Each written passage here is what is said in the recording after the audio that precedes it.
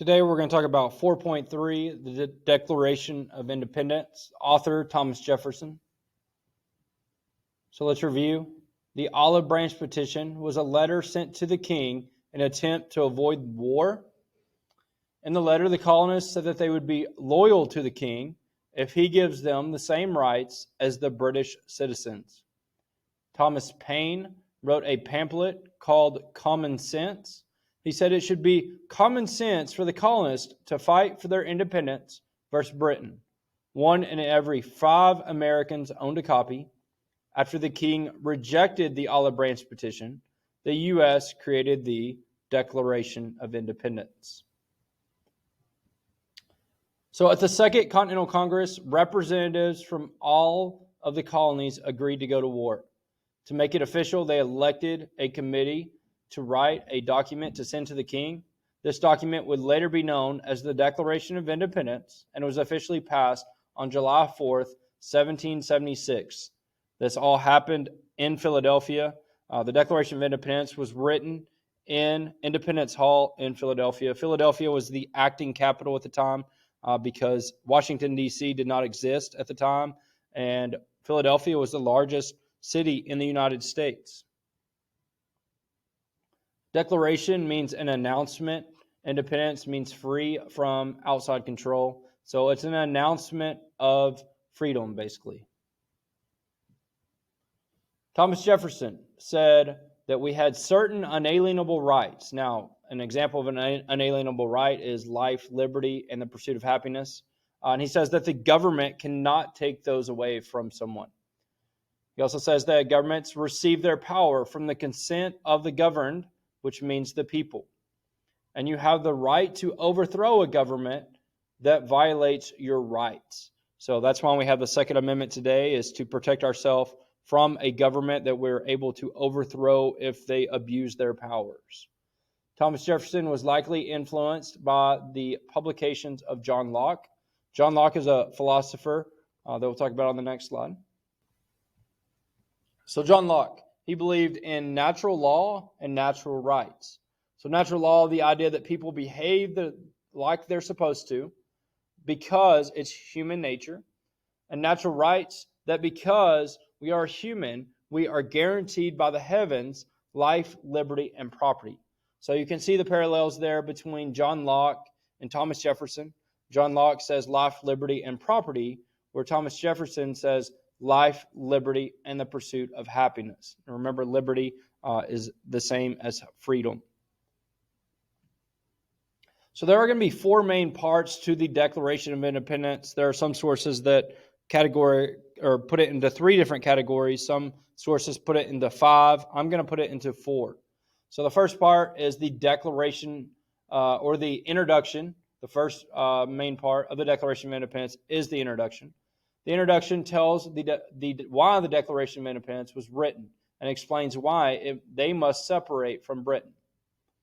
So example here, so I'll read the whole thing first. So the unanimous declaration of the 13 United States of America, when in the course of human events it becomes necessary for one person to dissolve the political bands which have connected them with another, and then it goes on to say more things that I'm just going to skip over, that they should declare the causes which impel them to the separation.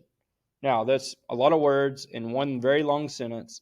So I've highlighted what I think are the most important words. So if you read it in just a sentence with just the yellow, it reads as, it becomes necessary, they should declare separation, meaning that the United States should declare separation from Britain. That's the main purpose or the main thought in the introduction.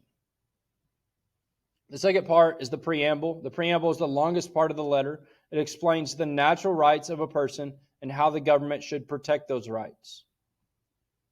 So it reads that, this is just part of it, that all men are created equal, that they are endowed by their Creator with certain unalienable rights, that among those are life, liberty, and the pursuit of happiness. Okay, so now this is kind of contradiction because at this time there was slavery in the United States, yet here they say all men are created equal. This is probably the most popular part of the Declaration of Independence, that part that talks about the unalienable rights. The third part is going to be the list of grievances. So the grievances are basically complaints. There are going to be 27 complaints against King George III.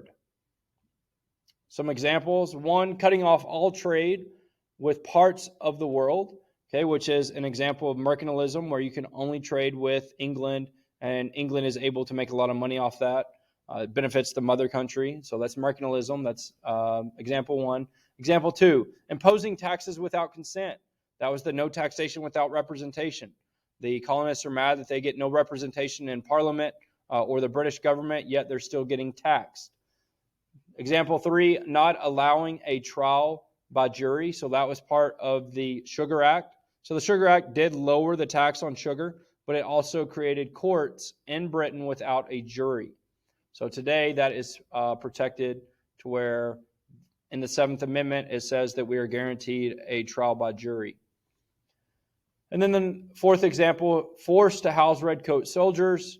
So the king basically forced us to house redcoats to where they were not living on the streets. They were, could come and live with the citizens. You had to provide food, water, and shelter. If you said no, then they would arrest you, send you to Britain or to England, and you would go in front of a British judge, and they would say that you're guilty, no matter what evidence you have or excuse that you have, because there was no jury to listen to your side of the story. Today we have the 3rd Amendment that protects us from having to house soldiers. The 4th part of the Declaration of Independence is the resolution. The resolution wraps up the whole declaration. The end of the letter states their independence from Britain and the powers that the colonists now have as an independent country. So Thomas Jefferson, this is kind of where he bows his chest out a little bit at King George.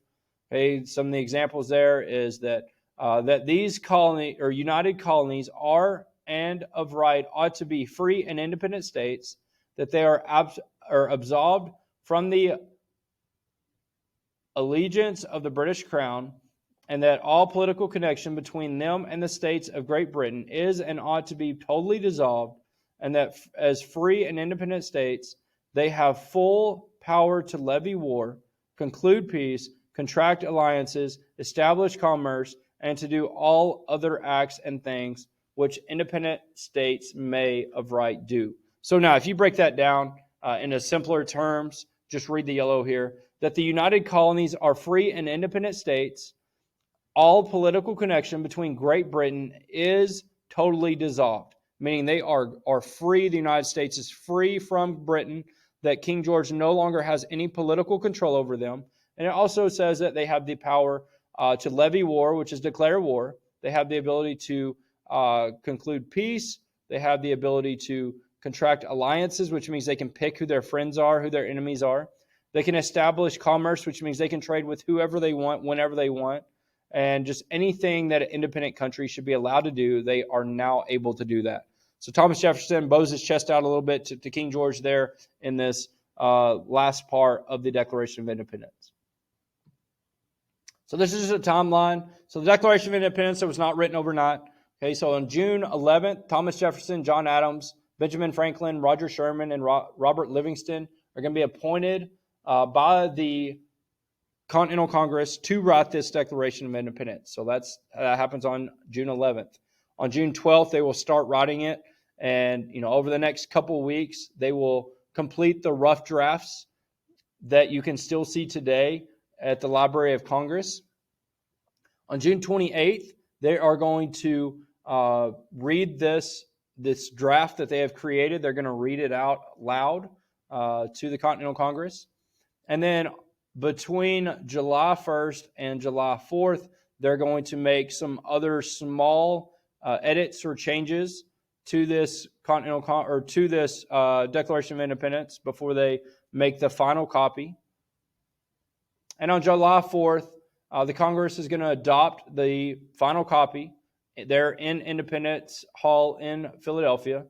And John Dunlap is going to print this Declaration of Independence and publish it throughout the 13 colonies. So this document is not a private document. They're going to publish it. They want everyone to know about the Declaration of Independence. And so how do you think King George III reacted to the news? He's not going to find out until much later when news reaches or travels across the Atlantic and reaches him in England.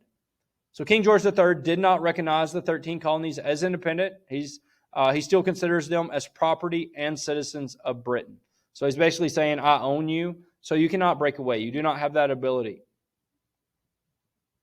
So here's a picture of the Declaration of Independence. 56 Americans signed the Declaration of Independence, including the most famous, John Hancock. Hancock was the president of the Second Continental Congress, so he signed his name first. Okay, so it is written right here. So his signature, most famous. It is larger than all the others. Okay, a lot of people say that he signed it larger because he wanted the King George, to be able to see it. But in fact, he signed it first. So really, everybody else just signed theirs smaller than him, probably out of respect that he was the president of the Second Continental Congress. So they signed their name smaller just to show their respect to him as president.